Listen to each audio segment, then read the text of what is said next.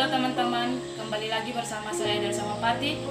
Di video kali ini saya akan membahas tentang perspektif ekonomi kelembagaan lama tentang sumber daya.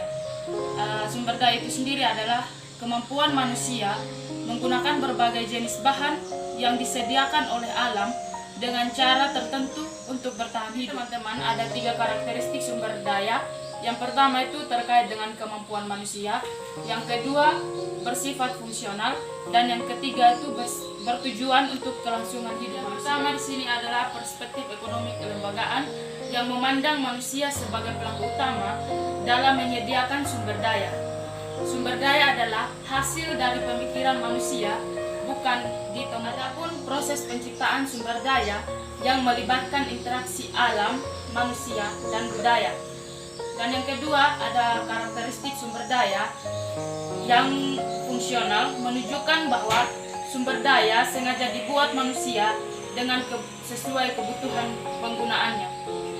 Kebutuhan manusia muncul dari pengalaman hidup manusia yang tinggal dalam lingkungan alam tertentu.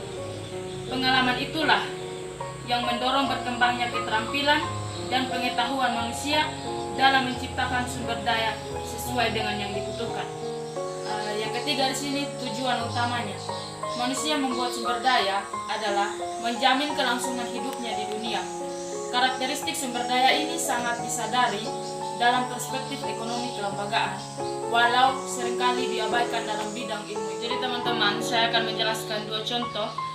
Contoh yang pertama itu sumber daya yang pada masa lalu dianggap sebagai sumber daya, namun sekarang sudah tidak lagi dianggap.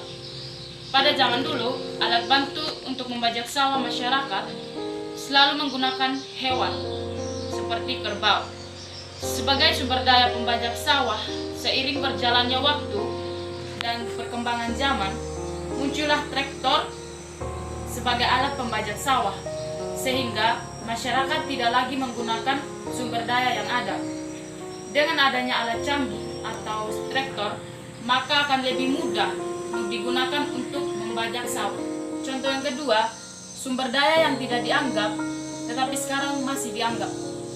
Pada masa lalu, sumber daya angin dan matahari dianggap sebagai kebutuhan netral saja, atau sebagai ciptaan Tuhan yang bisa dinikmati pada setiap hari sebagai oksigen dan sebagai cahaya. Seiring berjalannya teknologi dan pengetahuan, matahari digunakan sebagai tenaga surya yang dapat digunakan masyarakat sebagai penghubung untuk alat penerang. Sedangkan angin juga dianggap sebagai udara segar saja.